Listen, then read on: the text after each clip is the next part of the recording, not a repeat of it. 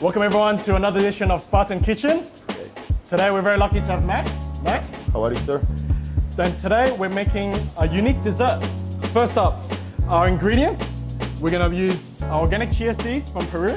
So whack that into that bowl. Then we're gonna go into our almond milk and our sweetener, which is organic honey. We're gonna add that in. All we need to do is just mix it up a little bit. What we do now is just whack it into the fridge.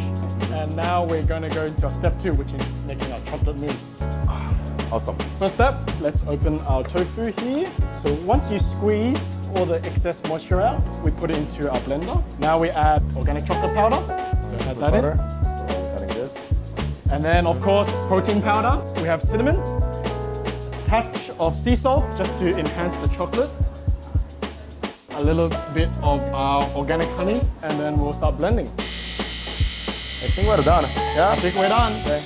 We can put this in the fridge and it'll stay. We just basically pit the cherries and cut them in half. We have some almonds. Now to put it all together. Nice. We have our chocolate mousse. Chocolate mousse. We're adding cherries. Finish it off, some almonds. Mac, thank you so much for coming along to our Spartan Kitchen today.